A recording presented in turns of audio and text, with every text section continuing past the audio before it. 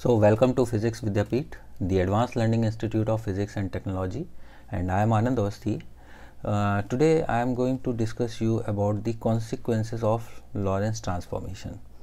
And there are two consequences of Lorentz transformation. One is length contraction and another is time dilation.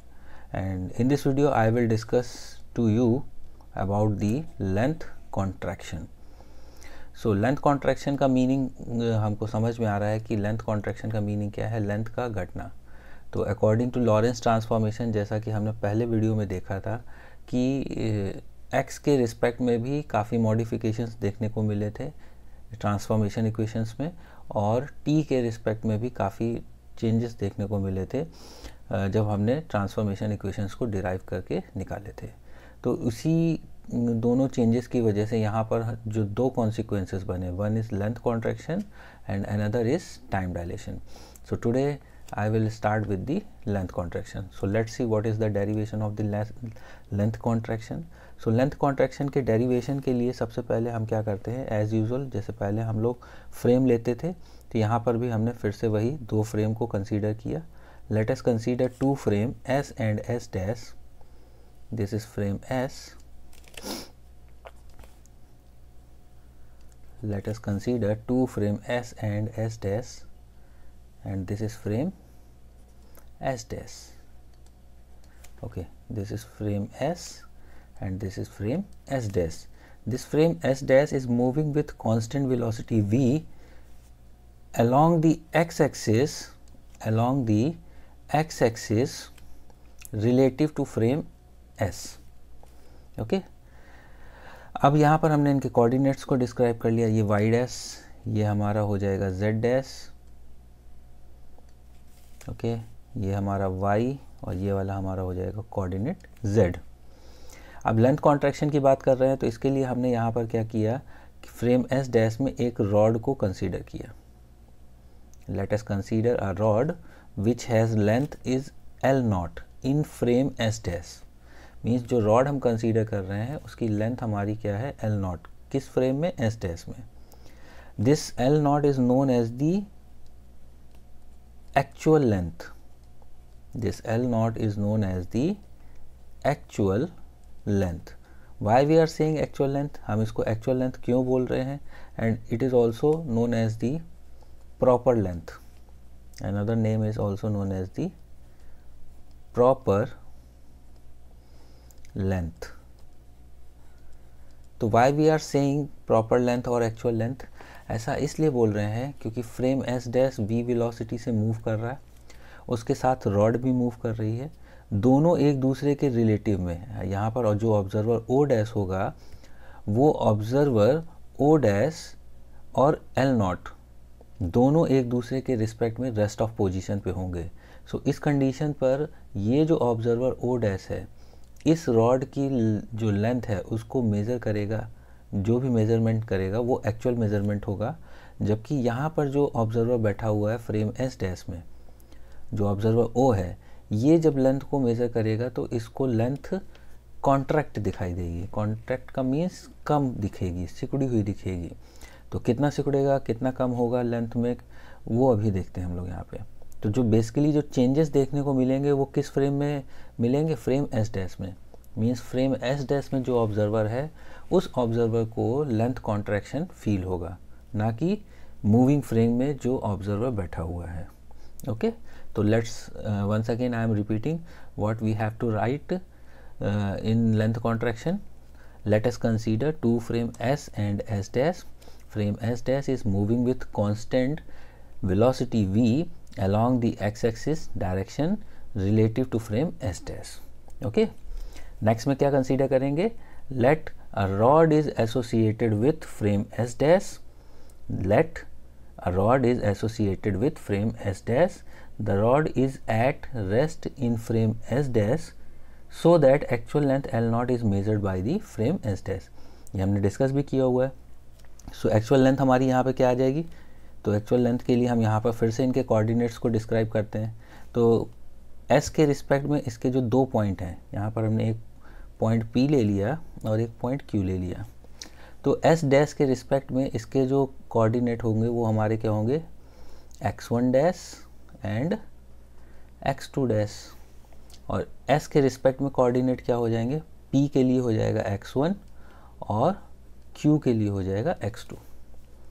So L naught हमारा यहाँ से क्या आ जाएगा, अगर हम L नॉट की बात करें तो L नॉट हमारा आ जाएगा x2 dash minus x1 dash. Okay, ये तो हमारा आ गया change in a length. Okay, तो यहाँ पर लेंथ को हमने निकाल लिया, कैसे निकाला, x2 dash minus x1 dash. Okay, अब यहाँ पर अप्लाई करेंगे Lorentz transformation. Now apply the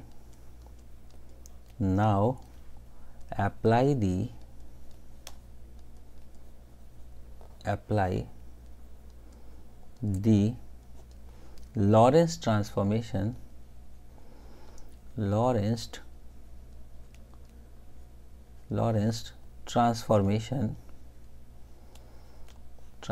को शॉर्ट में लिख रहे हैं।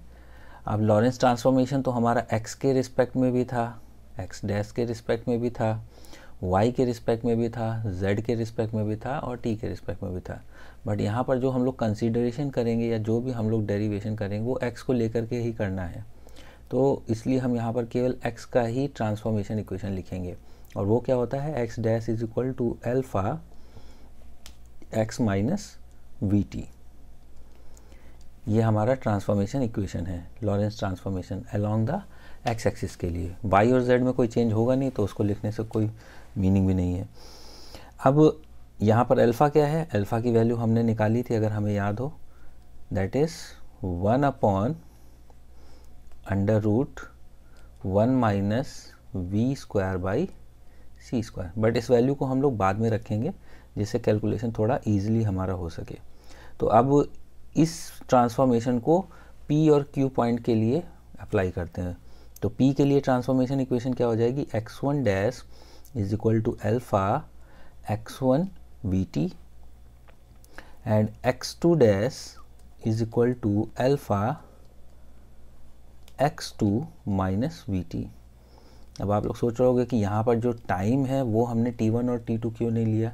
टाइम इसलिए नहीं लिया क्योंकि जब हम ऑब्जर्व कर रहे हैं तो वो ऑब्जर्वेशन फॉर पर्टिकुलर टाइम के लिए हो रहा है, particular instant of time.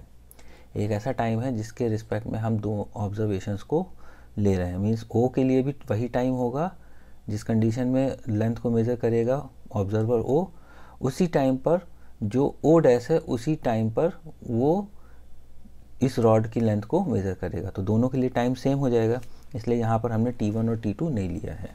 Okay, now substitute these values to equation number first. अब इन दोनों वैल्यूज़ को उठा करके हम इस इक्वेशन नंबर फर्स्ट में रखेंगे, देखते हैं क्या मिलता है। Now substitute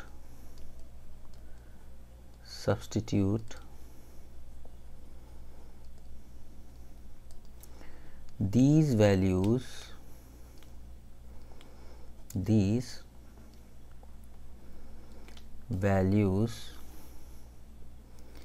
in equation first.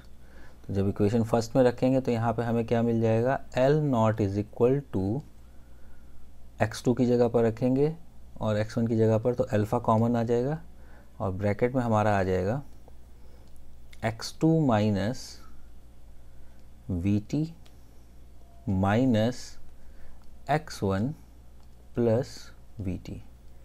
इसको आप रखिएगा तो रखने पे आपको ये रिज़ल्ट मिलेगा। वी एक प्लस में है और एक माइनस में है तो कैंसिल आउट हो जाएंगे। जो फाइनल रिज़ल्ट हमको मिलेगा वो क्या मिलेगा, वो फाइनल रिज़ल्ट हमारा होगा that is L naught is equal to alpha x2 minus x1। Okay, क्या होगा, x2 माइनस x1, और x2 माइनस x1 जो हमारा बता रहा है that change is showing the length L in frame S dash. यहाँ पर एक बार फिर से देखते हैं फिगर में, तो ये x2 dash minus x1 dash किसको रिप्रेजेंट करेगा, L नॉट को। बट L हमारा जो रिप्रेजेंट होगा वो किसके लिए होगा, x2 minus x1 for frame S। चलो, तो अभी यहाँ पर वैल्यूज़ तो की हमने रखी, तो ये आ गया L नॉट। अब अल्फ़ा की वैल्यू को सब्सटीट्यूट करते हैं, तो जब अल्फ़ा की वैल्यू को सब्सटीट्यूट करेंगे तो ये फार्मूला हो जाएगा L upon under root 1 minus we square by C square. Okay, so इससे L बराबर हमारा क्या आ जाएगा, इससे L बराबर आ जाएगा L naught under root 1 minus we square by C square. तो ये हमारा लेंथ कॉन्ट्रैक्शन का फॉर्मूला आ गया, और इस फार्मूले से ही हम लेंथ कॉन्ट्रैक्शन के प्रॉब्लम्स को सॉल्व करते हैं। अब बात आती है कि लेंथ कॉन्ट्रैक्शन कैसे हो रहा है, किस पॉइंट को लेकर के हम बोल सकते हैं लेंथ कॉन्ट्रैक्शन हो रहा है। तो हमें यहाँ पर समझना होगा the value of under root 1 minus we square by C square is less than 1, then L naught will also be less than L naught। अब ये बात कैसे होगी, ये बात इसलिए कि अगर under root 1 minus we square by C square is less than 1, तो लेस देन 1 का मतलब कोई भी जो वैल्यू होगी that will be in a decimal, और डेसिमल में अगर हम किसी भी नंबर का मल्टीप्लाई करें तो वो वैल्यू हमारी कम हो जाती है, कोई किसी का भी। तो फॉर एग्जांपल यहाँ पर हमने एक 5 ले लिया नंबर, और उस 5 नंबर में 0.2 का मल्टीप्लाई किया हमने, तो जब 0.2 का मल्टीप्लाई किया तो यहाँ पर आंसर क्या आया 1। तो अभी पहले वैल्यू थी 5, बाद में हो गई 1। तो इट मीन्स अगर हम डेसिमल वैल्यू का मल्टीप्लाई करते हैं किसी नंबर के साथ में तो वो वैल्यू कम हो जाती है, और अगर डिवाइड करेंगे तो वो वैल्यू बढ़ जाएगी हमारी। तो यहाँ पर रिज़ल्ट क्या आएगा उस कंडीशन में, this value is less than 1। तो जब इसको लेस देन 1 को यहाँ पर रखोगे तो L नॉट के साथ जब मल्टीप्लाई होगा वो फाइनल रिज़ल्ट हमारा कम हो जाएगा, और जब वो फाइनल रिज़ल्ट कम होगा इट मीन्स L की जो वैल्यू है that will be less than the L not.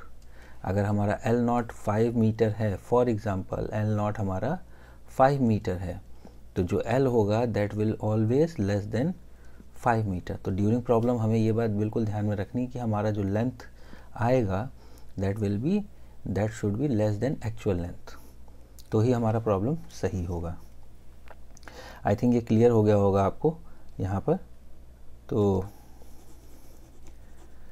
This is about the length contraction. So इससे बहुत सारे प्रॉब्लम्स हैं जिसके नेक्स्ट वीडियोस में हम प्रॉब्लम को भी डिस्कस करेंगे। So if you like video, so thanks, and like and subscribe, and thanks for watching.